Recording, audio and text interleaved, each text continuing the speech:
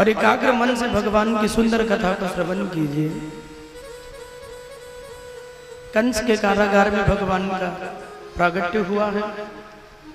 अपनी बहन के एक एक पुत्रों को कंस ने मारा है। सुखदेव स्वामी राजा परीक्षित से कहते हैं कि राजन, ये कंस इतना निर्दयी हो गया, नवजात बच्चों को पत्थर की शिला पे उठा के पटक देता है, उनके प्राण निकल जाते हैं। एक पुत्र को मारा, देवकी मैया को बड़ा कष्ट हुआ। दूसरे को मारा, तीसरे को, 4-6 पुत्रों को मारा। 7वें में बलराम जी आते हैं गर्भ में। मैया देवकी को प्रसन्नता भी है और दुख भी है। प्रसन्नता इस बात की है कि एक और पुत्र मुझे होने वाला है, और दुख इस बात की है कि इस पुत्र को भी मेरा भाई मार देगा।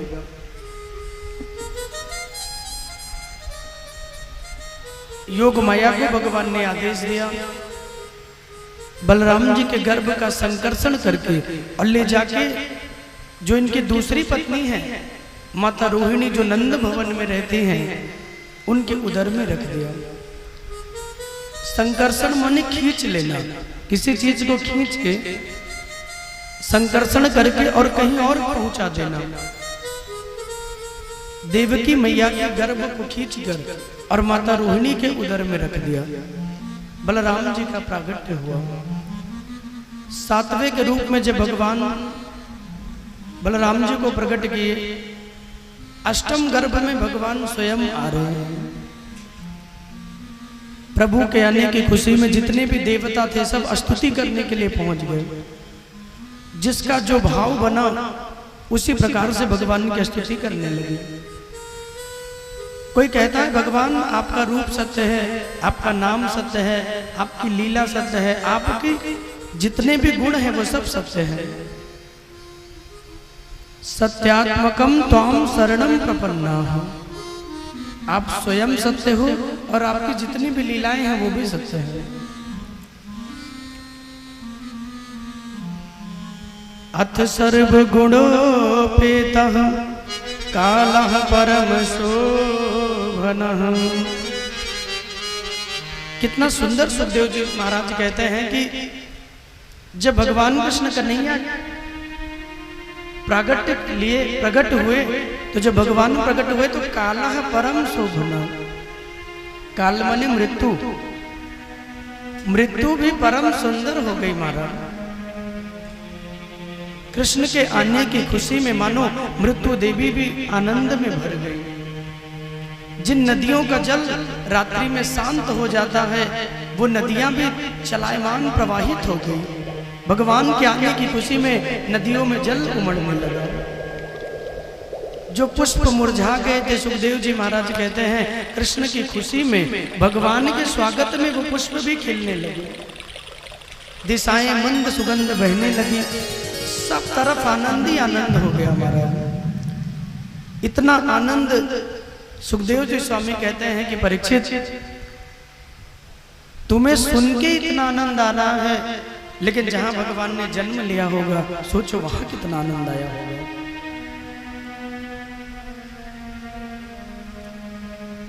भादों का महीना, रोहिणी नक्षत्र, 8वीं तिथि,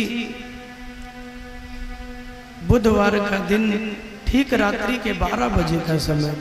भगवान रात में क्यों आए और कोई समय भगवान ने क्यों नहीं चुना? ये भी तो प्रश्न हो सकता है।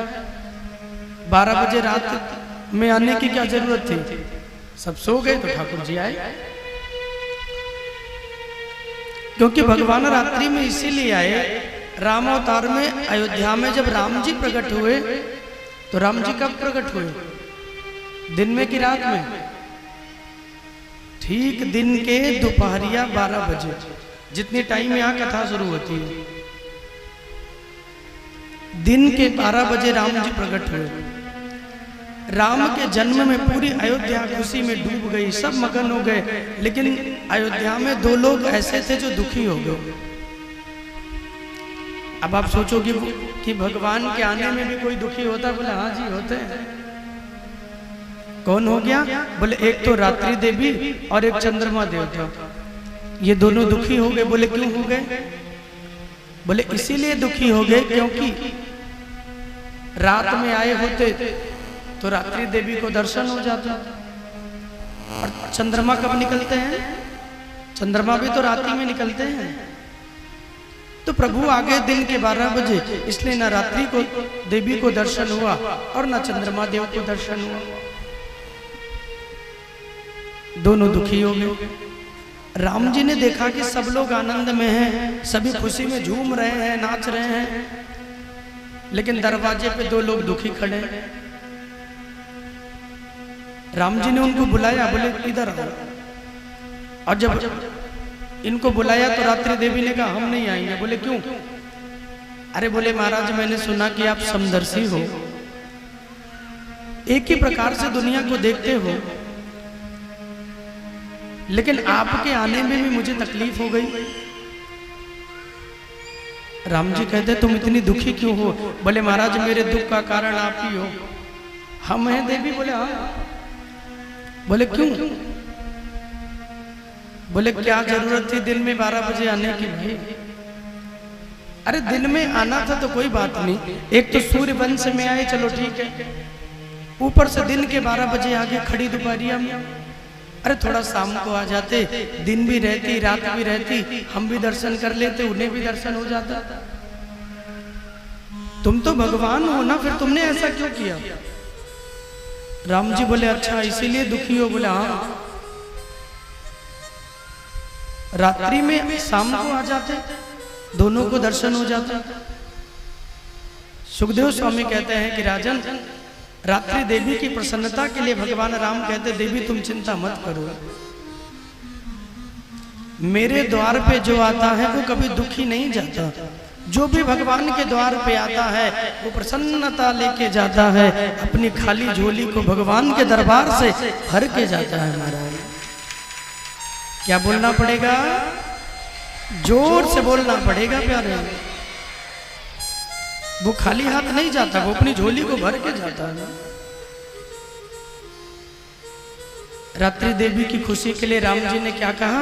बोले ठीक है, जब राम बन के आए हैं तो दिन में 12 बजे आ गए, लेकिन जब द्वापर में कृष्ण बन के आएंगे तो ठीक रात्रि को 12 बजे आएंगे, तुम्हारा भी सम्मान बढ़ा देंगे, तुम्हें भी आनंद मिलेगा। इतना सुनना था कि रात्रि देवी मगन हो गई। इतना सुनना था कि रात्रि देवी मगन हो गई, एकदम प्रसन्नता ऊपर झूमने लगी महाराज। अब तो रात्रि देवी झूमते नाचते जा रहे हैं। अरे धन्य हो राम जी, आपके तो भंडारे खुले हैं, जो आए वो लेके जाए।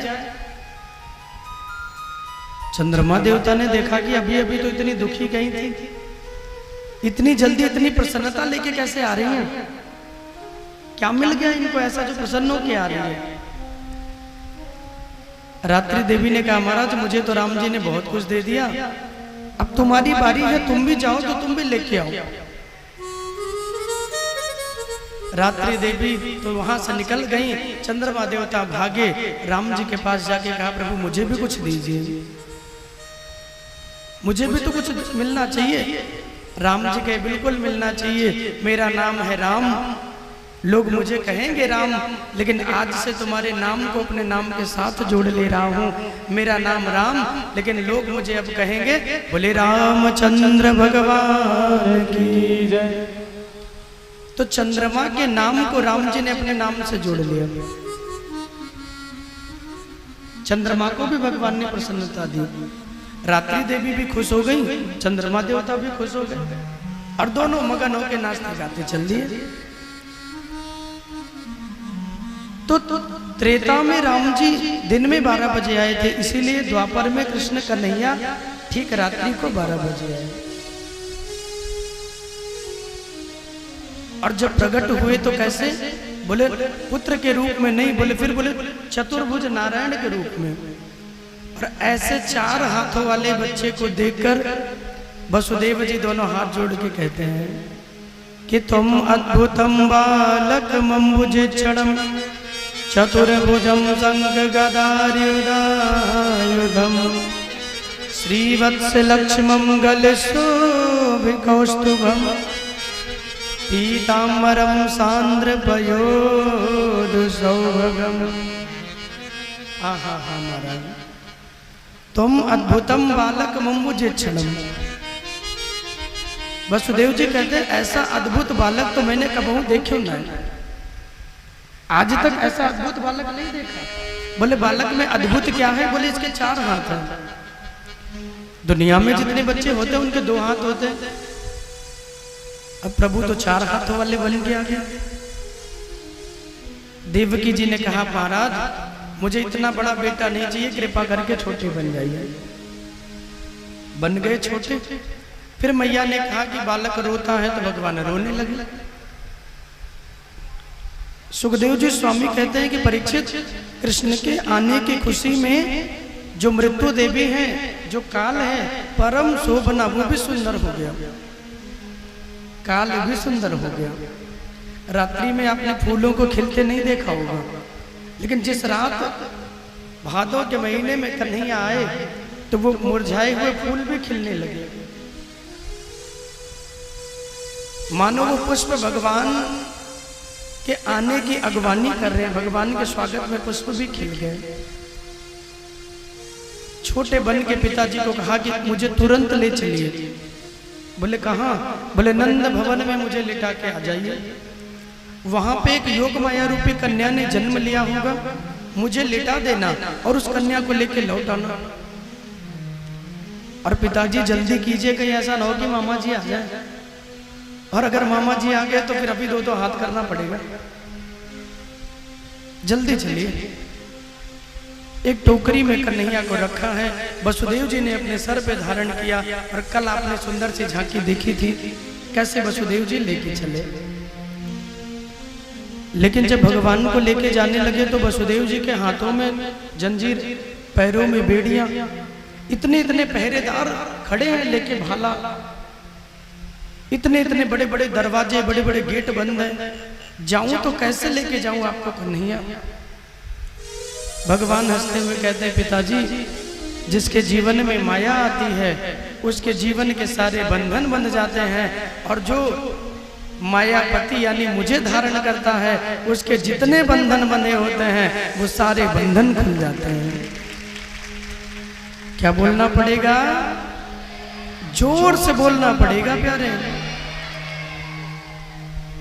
माया जीवन में आए तो भगवान कहते बंधन बनते हैं, और कोई अपने जीवन में मुझे धारण कर ले तो उसके सारे बंधन खुल जाते हैं। और वसुदेव जी ने जैसे भगवान को सर पे रखा, हाथों की जंजीर, पैरों की बेड़ियां सब खुल गई। जितने सैनिक जग रहे थे सब के सब सो गए, और जो किवाड़ बंद थे ना वो भगवान को लेके जाने लगे तो अपने आप खुलने लगे। और जब वो किवाड़ अपने आप खुले तो लेके वसुदेव जी चल दिए। रास्ते में पड़ गई जमुना महारानी। और जब रास्ते में पड़ गई जमुना तो जमुना के अंदर जब वसुदेव जी ने प्रवेश किया तो देखो जमुना भी भगवान की एक पटरानी है। कृष्ण के नन्हे नन्हे पांवों को छूना चाहती है। अब भगवान को सर पे रखा, टोकरी में पांव लटके हैं। जमुना जी की इच्छा हुई भगवान के चरणों को धुल लूं, भगवान के चरणों का स्पर्श कर लूं, इसलिए धीरे धीरे बढ़ने लगी। और बढ़ती गई, और एक समय ऐसा आया वसुदेव जी की दाढ़ी तक डूब गई, इतना जल हो गया। भगवान कहते हैं जमुना महारानी, क्या मेरे पिताजी को भी जल में डुबाने की तुम्हारी इच्छा है? तुम नीचे चली जाओ, इतने ऊपर मत आओ। जमुना जी कहती है महाराज मैं कोई ऊपर नहीं आऊंगी, आप एक बार अपने चरणों का स्पर्श मुझसे करा दीजिए। भगवान मुस्कुराए और अपने चरणों को बढ़ाया है, और जैसे जमुना के जल में भगवान के चरणों का स्पर्श हुआ वैसे जमुना जी 2 भाग में हो गई, बीच में से रास्ता दे दिया। बोल भक्त वत्सल भगवान की, भागवत महापुराण की। जैसे ये बीच में है ना रास्ता, ऐसे ही एक रास्ता हो गया, 2 तरफ में हो गई। जमुना जी ने बीच में से रास्ता दिया, और जब रास्ता दिया तो लेके कन्हैया को चल दिए। और जब कन्हैया को लेके चल दिए सीधे पहुंचे हैं नंद भवन में। रात्रि का समय था, सभी लोग सो रहे हैं। और जब नंद भवन में पहुंचे हैं, जैसे नंद भवन में पहुंचा, वसुदेव जी देख रहे हैं यशोदा जी अचेत अवस्था में पड़ी है, बगल में एक कन्या लेटी हुई है। उस कन्या को उठा लिया और भगवान को वहीं पे लिटा दिया। कृष्ण को लिटा के उस कन्या को उठा के टोकरी में रखा और लेके लौट पड़ी। सुखदेव जी कहते हैं जब भगवान को अपने सर पे धारण करके ले गए तो जितने बंधन थे खुल गए, लेकिन जैसे माया को लेके लौटे सारे बंधन फिर बन गए। हाथों की जंजीर, पैरों की बेड़ियां, वो पहरेदार, वो किवाड़, फिर अपने आप सब वैसे के वैसे हो गए। इसीलिए गुरुदेव कहते हैं जो जीव माया का सहारा लेता है उसके बंधन बंधते हैं, और जो भगवान के चरणों का आश्रय लेता है उसके बंधे हुए सारे बंधन खुलने लगते हैं धीरे धीरे। इसलिए जीवन में जब भी विपत्ति आए, जीवन में कष्ट हो, तो दुनिया वालों को याद मत कीजिए, बल्कि दुख के दिनों में अपने ठाकुर को याद कीजिए। मैं ये नहीं कहता कि आप कृष्ण को याद करो, जिनको भी आप मानते हो, कोई हनुमान जी को मानता है तो उन्हें याद कीजिए, कोई राम जी को मानता है तो उन्हें याद कीजिए, कोई दुर्गा माँ को मानता है तो आप उनको याद कीजिए। आपके जो भी ईश्वर हैं, जो भी इष्ट हैं, आप उनको याद कीजिए।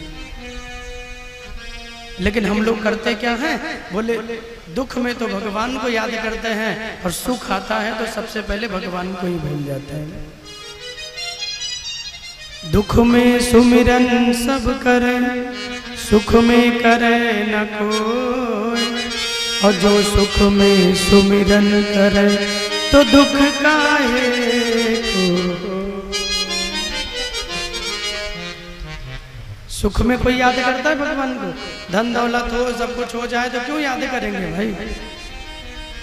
लेकिन दुख के दिनों में सबसे ज्यादा प्रभु की याद आती है। योग माया रूपी कन्या को लेके लौटे हैं, कंस को पता चला तो अब की बार सैनिकों को नहीं भेजा, अब की बार खुद आ गया और आकर के क्या देख रहा है, बोले ये तो बेटा नहीं है तो बेटी हो गई। रात रात भई बेटी, भोरे होते बेटा भयो है। गोकुल के वासियों को पता चला तो वो सबने कहा कि मैंने तो सुना था कि बेटी हुई है, छोरी है गई, और यहाँ तो रात भर छोरी और सुबह है गई छोरा। और यहाँ जब कंस ने देखा तो कंस सोच रहा है कि मुझे तो बेटे से डर था, बेटी से तो कोई डर है नहीं। एक बार मानो उसके मन में आया कि कन्या को छोड़ दिया जाए, बेटी को मारना ठीक नहीं। फिर सोचने लगा कि देवताओं की माया का क्या भरोसा,